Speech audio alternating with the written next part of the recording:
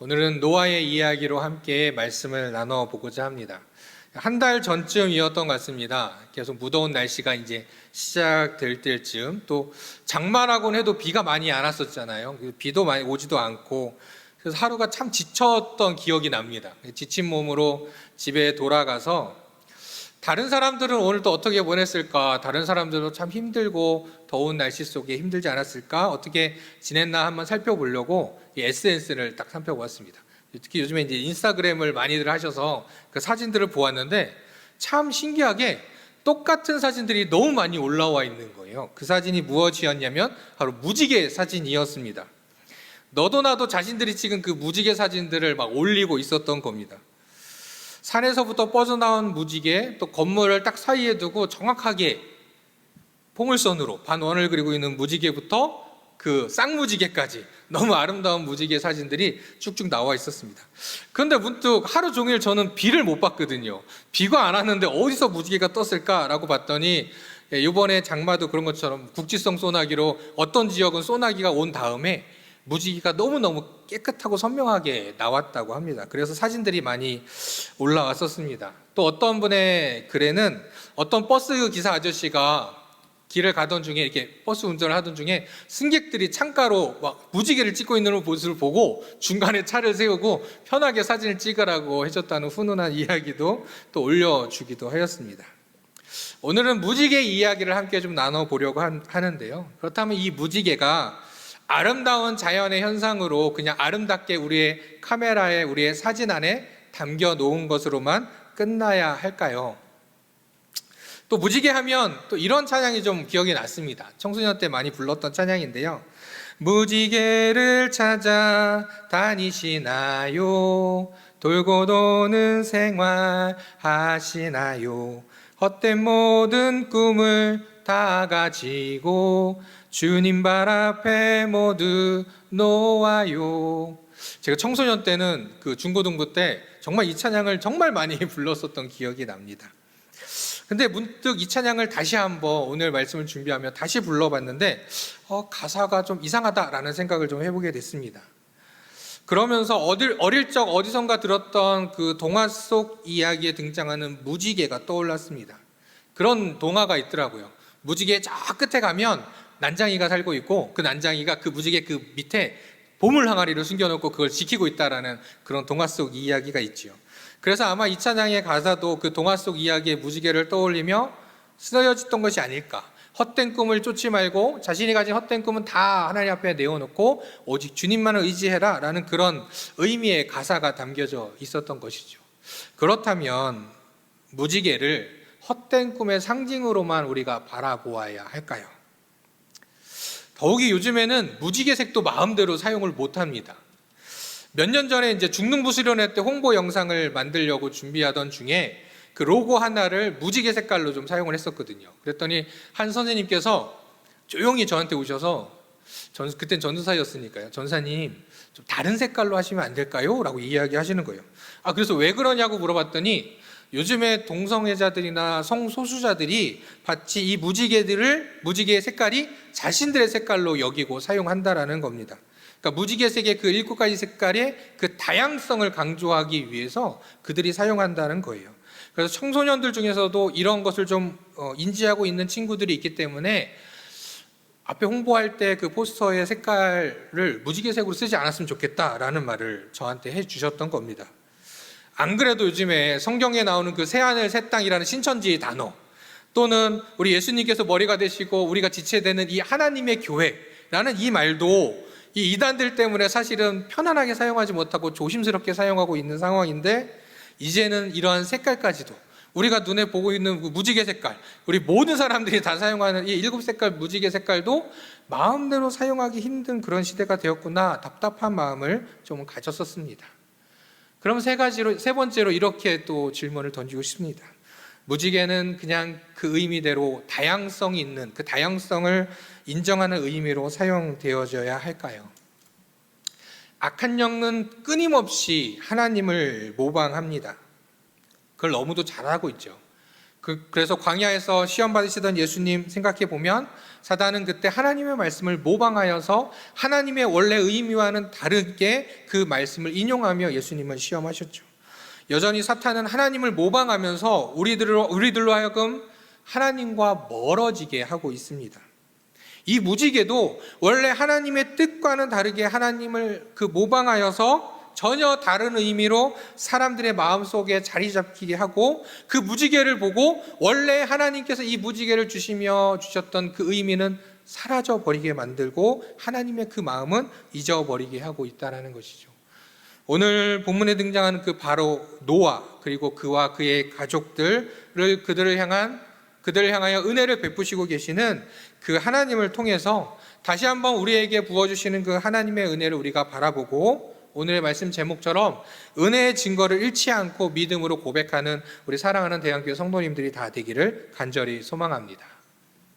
오늘 무지개 이야기를 하기 전에 먼저 우리 노아의 홍수와 노아의 방주 이야기를 한번 좀 먼저 돌아보고 갈까요? 아담과 하와가 에덴 동산에서 쫓겨난 후 긴 시간이 지나면서 자연스럽게 사람들은 번성하였고 많아졌습니다. 성경에서는 가인과 아벨, 그리고 셋, 그의 출생 이후에 아담으로부터 노아까지의 계보를 쭉 소개한 이후에 번성해가고 있는 사람들의 이야기를 등장시키고 있습니다. 말씀에는 하나님의 아들들, 사람의 딸들에 대하여 이야기하고 있습니다. 물론 이들이 누구인지 분명히 우리가 정확하게 말할 수는 없지만, 이 말씀에서 우리가 분명히 알 수 있는 것, 그 당시 번성하고 있던 그 사람들, 그 사회에 대해서 분명히 말씀해 주고 있습니다. 창세기 6장 5절, 6절, 11절, 12절에 보면 사람들에서 어떻게 얘기하고 있느냐? 죄악이 세상에 가득하고 그의 마음에 생각하는 모든 생각과 계획들이 모두 다 악하다라고 말씀하고 있습니다. 온 땅이 부패하였다라고 말씀하고 있고 포악함이 가득하였다라고 이야기해 주고 있습니다. 심지어 하나님께서는 이렇게 말씀하셨어요. 땅 위에 사람 지으셨음을 한탄하사 마음에 근심하셨다라고도 말씀하고 있습니다. 그때 번성하였던 수많은 사람들, 그리고 그들의 사회는 죄악으로 가득 차 있었습니다. 그들의 생각까지도 죄악으로 가득 차 있었던 것이죠. 얼마나 악했느냐? 에덴 동산에 사람을 지으시고 좋았더라 말씀하셨던 그 하나님께서 한탄하시며 그들을 심판할 것에 대한 근심을 하실 정도였던 것이죠. 물론 이 근심은 우리가 흔히 생각하는 어떤 속상함, 만들지 말 걸 괜히 만들었다라는 그러한 마음이 아니라, 죄악을 행하고 있는 그들을 향하여서, 그 사회를 향하여서, 그 공동체를 향하여서 심판하실 수밖에 없는 그러한 상황 속에 그들을 향한 하나님의 그 안타까운 마음이 담겨져 있었던 것이죠. 그리고 결국 이 죄악 앞에 하나님께서는 그들을 다 멸하시기로 작정하셨습니다. 전부 다 멸하시기로 작정하셨죠. 그런데 우리가 알다시피 단 한 사람을 보셨습니다. 단 한 명의 의인, 바로 노아를 보셨죠. 의인이요 완전한 자요 하나님과 동행했던 사람이라고 그를 표현하고 있습니다. 부패하고 죄악이 가득한 그런 상황 속에서도, 그런 세상 속에서도 자신의 아버지가, 자신의 할아버지가, 자신의 조상들이 믿었고 섬겼던 그 하나님을 노아는 바라보며 살았던 것입니다. 이런 생각할 수 있죠. 한 사람 정도 있을 수 있지, 그냥 계보를 따라서 한 명 정도는 있어야 되는 거 아닌가? 라고 생각할 수 있을지도 모릅니다. 그러나 악한 이들이 한두 명이 있었던 것도 아니고, 이 모든 사람을 멸하기로 작정하신 것만큼 그 당시에 모든 사람들이 다 악하게 행하고 있었고, 그 사회도, 그 그룹, 그 공동체들도 악하게 살아가고 있었던 것이죠. 그 가운데서 혼자만 전혀 다른 삶을 살아간다는 것은 결코 쉽지 않았을 것입니다. 또한 그의 아내도 그의 아들도 그랬을 것입니다. 더욱이 그의 며느리들은 더욱 그러했겠죠. 자신들이 살아가고 있는 많은 주변의 그 공동체들 속에서 그들과 전혀 다른 삶의 형태로 살아간다는 것은, 그리고 그 뜻을, 하나님의 뜻을 따라 살아간다는 것은 결코 쉽지 않았을 것입니다. 그러했던 노아를 하나님은 바라보셨던 것이죠. 그리고 그를 바라보며 하나님의 계획을 실행을 하십니다. 그 뒤로 노아는 하나님 말씀 따라 방주를 지었고, 우리가 알다시피 결국 물의 심판, 크고 큰 홍수가 다가옵니다. 40일 동안 내린 물은 땅 위에 움직이는 모든 생물들을, 숨을 쉬는 모든 생물들을 다 멸하게 됩니다. 그리고 시간이 지나 물이 빠지고 노아와 그의 가족들은 방주에서 나와서 먼저 여호와 앞에 제단을 쌓고 하나님 앞에 제사를 드립니다. 자, 그런데 이 과정에서 우리가 노아를 조금 살펴보고자 합니다. 그 과정에서 노아는 본인의 가족만 살 수 있게 되었으니, 본인의 가족은 적어도 구원받았으니 그 안에 감사와 기쁨이 넘쳐났을까요? 지금도 여전히 많은 사람들과 이야기되어지는 것 중에 하나가 왜 방주에 다른 사람을 태우지 않았을까라는 질문들을 계속 던지죠. 분명히 다른 사람을 태울 수 있을 만한 공간도 충분했고 시간도 충분했을 겁니다. 그러면 또 이렇게 이야기를 합니다. 그들은 노아를 비웃었다. 여러 가지로 분석해 볼 때 노아의 홍수 이전에는 아마 사람들은 비를 경험해 보지 못했을 거라는 그런 분석의 이야기들이 있습니다. 그렇기 때문에 하늘에서 비가 온다는 것도 신기한데 그걸로 온 세상이 가득 찬다라는 건 그들은 말도 안 되는 일이다. 그렇기 때문에 저 산꼭대기에 방주를 짓고 있는 노아에 대해서 그들은 그냥 미친 사람 정도로만 생각했기 때문에 뭐 방주에 탈 생각도 안 했을 것입니다. 그렇기 때문에 노아가 아무리 설득했어도 그들은 듣지 않았겠지요. 하지만 좀 돌아보면 뭐 노아와 아내와 그의 아들들은 그렇다 치더라도 며느리들은 자신들의 적어도 가족들이 있었을 텐데, 옛 가족들이 있었을 텐데 그들이라도 구원해야 되지 않았을까라는 생각도 한번 해봅니다. 또 다른 생각으로는 그럼 비가 오기 시작하면 비가 오네 라고 하고 그때라도 방주로 뛰어갔어야 되지 않을까라는 생각도 해보게 됩니다. 그래서 몇 년 전에 그 영화로 노아가 영화가 됐을 때 그 장면에 보면 사람들이 방주로 뛰어오는 장면이 묘사되어지고 있거든요. 그런데 최근에 폭우로 인해서 피해를 입고 있는 많은 여러 국가의 영상들을 보셨지요. 여러 나라의 영상들을 보셨죠. 저는 그 영상을 보면서 아마 그때 당시에 사람들은 피할 새도 없고 방주로 올라올 새도 없었을 거라고 생각이 듭니다. 순간 쏟아지는 그물로 인해서 그들은 어떻게 할 수 없는 그런 상황이 되었었던 것 같습니다. 그리고 무엇보다도 그들이 올 수도 있고 뭐 여러 상황들이 있었겠지만 무엇보다 노아는 하나님 말씀에 순종하였던 사람이죠.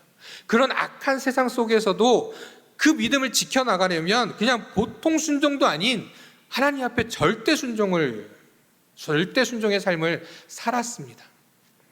그의 인간적인 생각에서는 옆집, 뒷집, 이웃집에 있는 사람들을 한 명이라도 더 구하고 싶은 마음이 있었겠지만 그는 하나님의 말씀에 순종하며 그의 가족만 구원하신다는 그 하나님의 말씀에 순종하며 그와 그의 가족들만 방주에 올랐던 것이죠.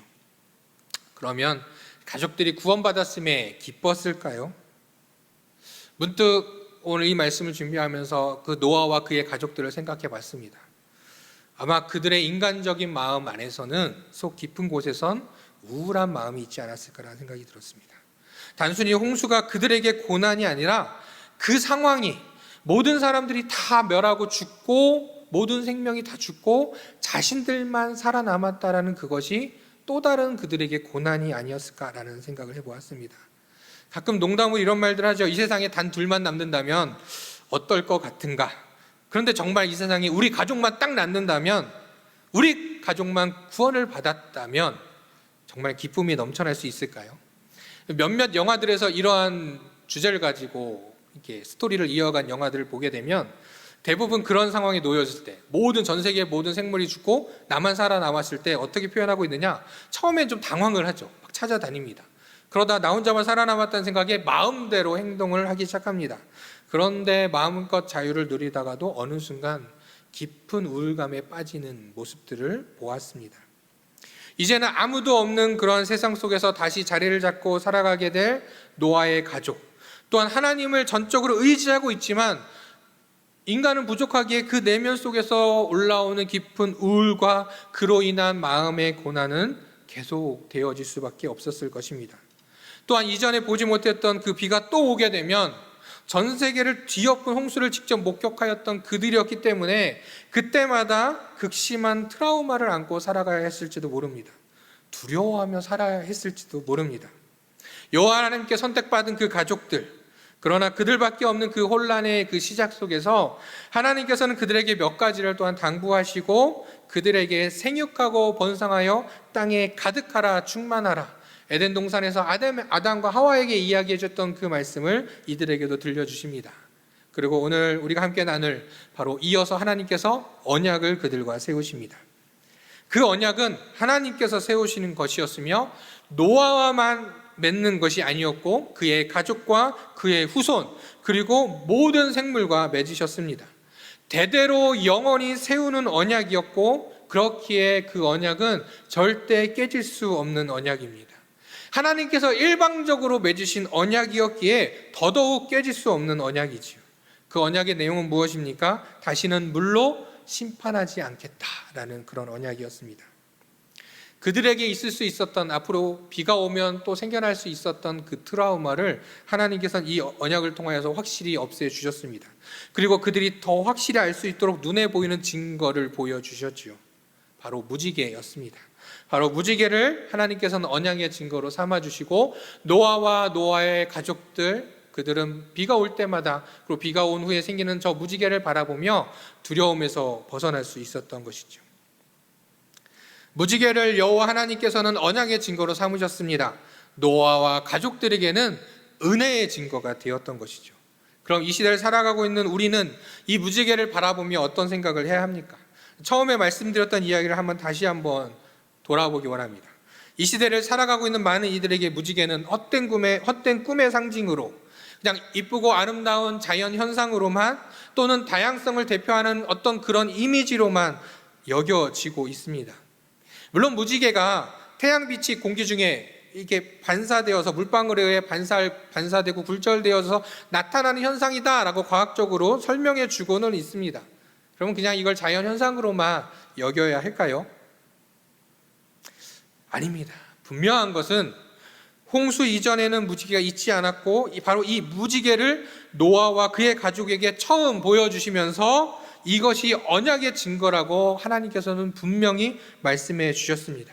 바로 이 무지개가 노아에게 구원의 은혜의 증거가 되었고 그때부터 지금까지 그리고 앞으로도 영원히 하나님의 언약의 증거고 우리에게 은혜의 증거가 된다는 것입니다. 하늘의 무지개를 바라보며 우리는 어떻게 해야 할까요?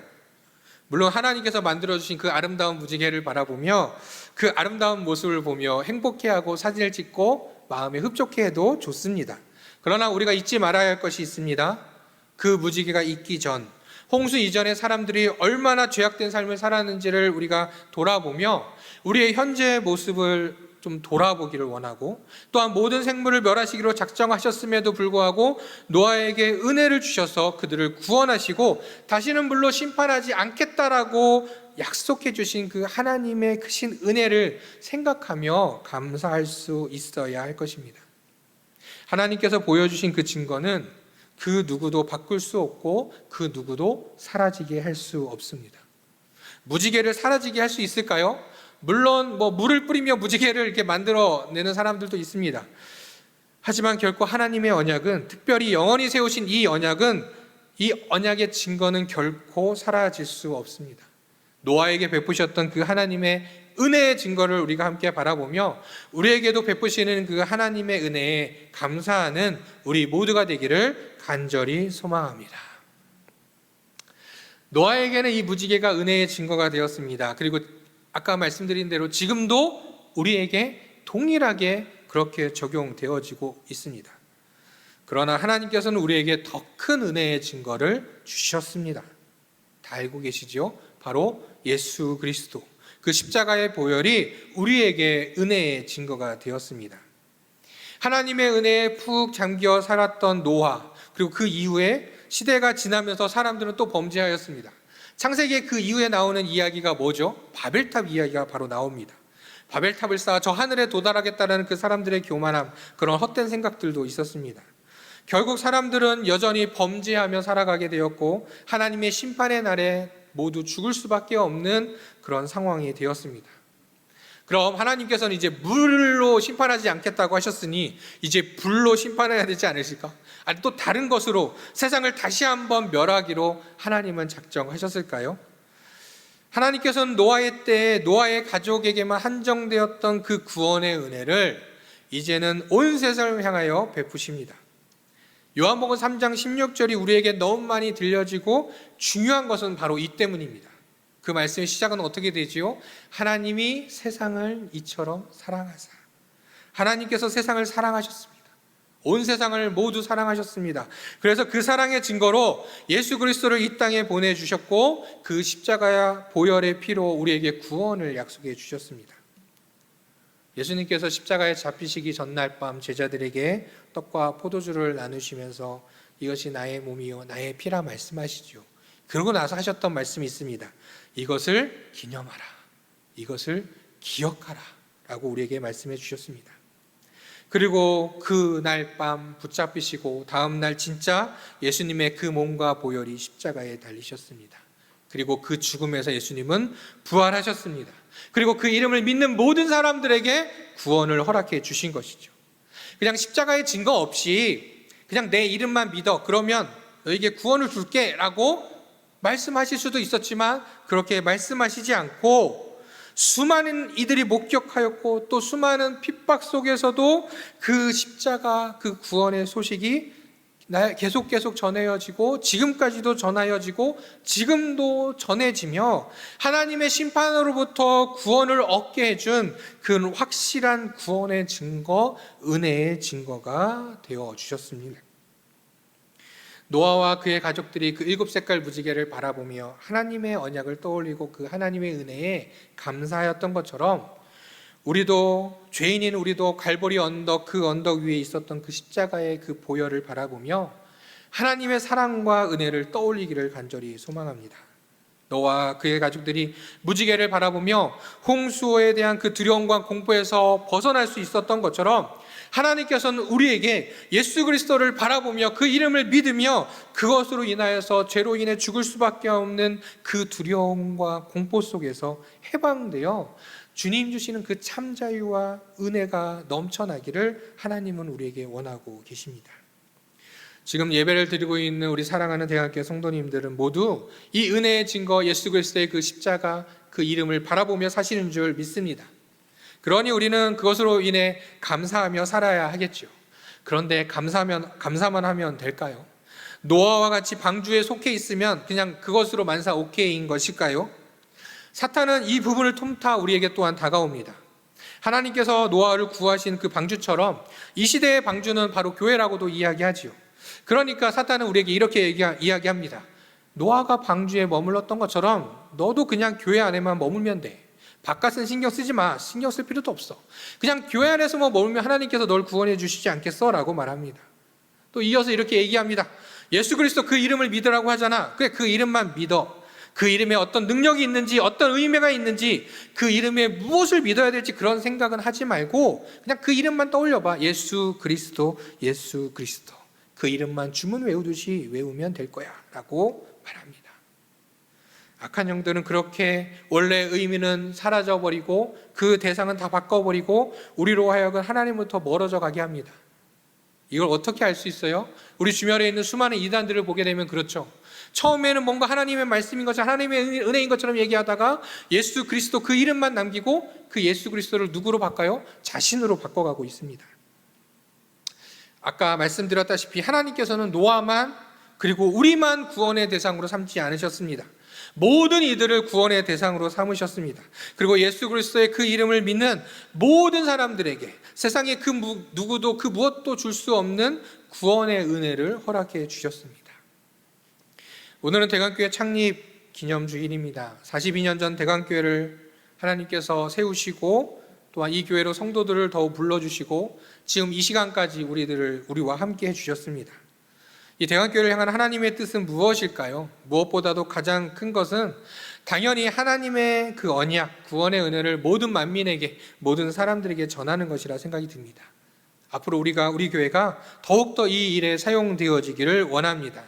단순히 세상으로부터 차단되어지고 우리만의 공동체, 그냥 우리만 살자라는 의미의 그 방주, 그 조그만 방주만 떠올리며 그 방주의 역할만 하는 것이 아니라 하나님의 심판 앞에 죽을 수밖에 없는 이들을 향하여 비가 내리기 전에 한 명이라도 더 그 방주 안으로 더 무지개의 은혜의 증거를 그들이 알 수 있도록 그 십자가의 그 은혜의 증거를 바라볼 수 있도록 우리는 복음을 전하고 나아가야 할 것입니다.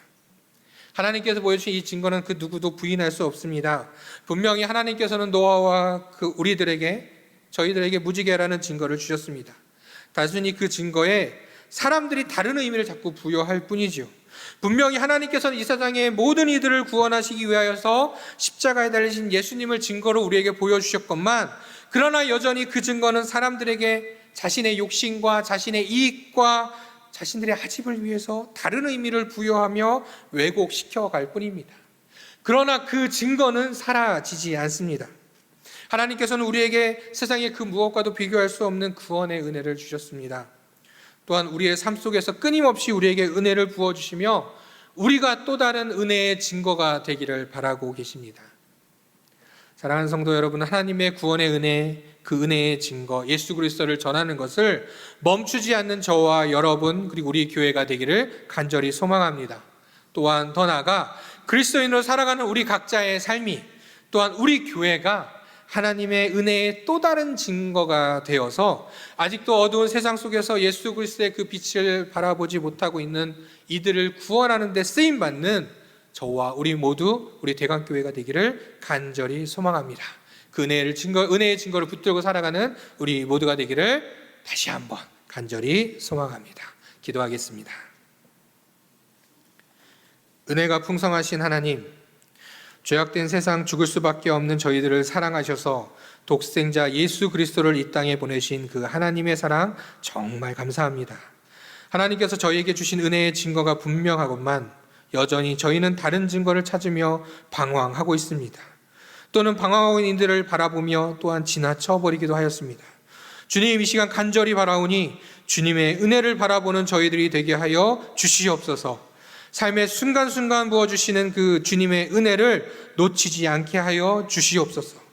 또한 어두운 세상 속에 빛을 밝히게 하시고 아직도 주를 알지 못하여 죽음의 길에 놓여있는 많은 영혼들에게 주님의 은혜의 증거를 보이며 그들로 하여금 주께 돌아오게 하는 제자의 삶을, 그리스도의 삶을 살게 하여 주시옵소서. 교회 창립 기념주일에 더욱 함께 한마음으로 기도하오니 우리 대강교회가 이 지역 가운데, 이 나라 가운데 소망이 되며 빛이 되게 하셔서 주의 은혜를 전하는 교회가 되게 하여 주시옵소서. 그로 인해 오직 주님의 이름이 높여지기를 간절히 소망하며 저희의 참 진리 되시며 은혜이신 구원이신 우리 주 예수 그리스도의 이름으로 기도드립니다. 아멘.